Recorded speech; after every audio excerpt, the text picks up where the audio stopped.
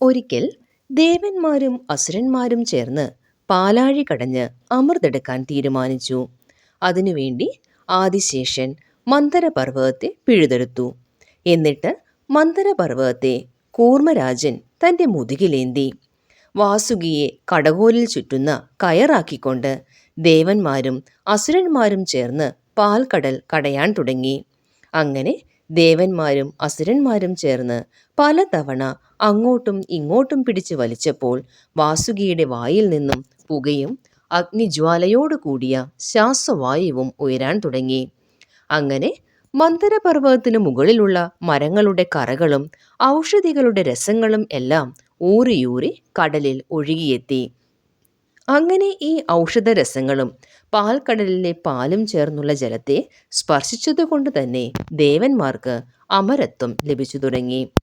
ശ്രേഷ്ഠമായ ഔഷധങ്ങളുടെ യോഗത്താൽ സമുദ്രജലം പാലായി മാറി. പിന്നീട് പാലിൽ നിന്നും നെയ്യും വേറിട്ടു തുടങ്ങി. ഒടുവിൽ ദേവന്മാരും അസുരന്മാരും തളർന്നു തുടങ്ങി. അപ്പോൾ ഭഗവാൻ മഹാവിഷ്ണു അവിടെ എത്തുകയും ആ പ്രവൃത്തിയിലേർപ്പെട്ട അസുരന്മാർക്കും ദേവന്മാർക്കും ശക്തി കൊടുക്കുകയും ചെയ്തു.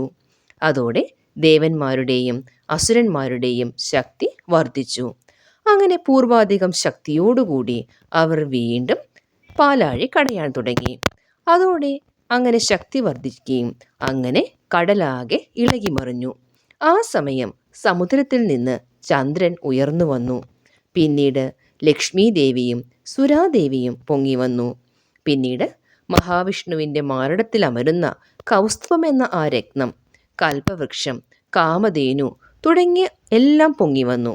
പിന്നെ കുറേ കഴിഞ്ഞപ്പോൾ അതിനുശേഷം ഒരു വെളുത്ത കമണ്ഡലുവിൽ അമൃതവും ഏന്തിക്കൊണ്ട് ധന്വന്തരി ദേവൻ പ്രത്യക്ഷപ്പെട്ടു. സമുദ്രമഥനത്തിനിടയിൽ കാളകൂട വിഷവും പൊങ്ങി വന്നു. അതിനെ പിന്നീട് ശ്രീ പരമേശ്വരൻ തൻ്റെ കണ്ഠത്തിൽ ഒതുക്കി. അങ്ങനെ ഭഗവാൻ നീലകണ്ഠനായി മാറി. അമൃതും ലക്ഷ്മിയും സ്വന്തമാക്കാൻ അസുരന്മാർ പരസ്പരം വഴക്കും വാക്കേറ്റവുമായി. ആ സമയത്ത് ഭഗവാൻ മഹാവിഷ്ണു ഒരു മോഹിനി രൂപം ധരിച്ച് അസുരന്മാരുടെ അടുക്കൽ വന്നു. ആ മോഹിനിയിൽ മയങ്ങിപ്പോയ അസുരന്മാർ ആ അമൃതിനെ മോഹിനിയുടെ കയ്യിലേൽപ്പിച്ചു. അങ്ങനെ മഹാവിഷ്ണു ദാനവരുടെ പക്കൽ നിന്നും അമൃത് തട്ടിയെടുത്തപ്പോൾ ദേവന്മാർ ഓരോരുത്തരായി അമൃതം പാനം ചെയ്തു. ഇതിനിടയിൽ രാഹു എന്ന അസുരൻ ദേവന്മാരുടെ രൂപം കൈക്കൊണ്ട് അമൃതം കയ്യിലേറ്റി. എന്നാൽ ആ അസുരൻ ഇത് കുടിക്കുന്നതിനിടയിൽ സൂര്യചന്ദ്രന്മാർ മഹാവിഷ്ണുവിനെ ഈ വിവരം അറിയിച്ചു. ഇതറിഞ്ഞ ഭഗവാൻ തൻ്റെ ചക്രം ഉപയോഗിച്ച് ആ അസുരൻ്റെ കഴുത്ത് അറുത്തു. എന്നാൽ കഴുത്തോളമെത്തിയ അമൃതിൻ്റെ ശക്തി കൊണ്ട് രാഹു മരിച്ചില്ല.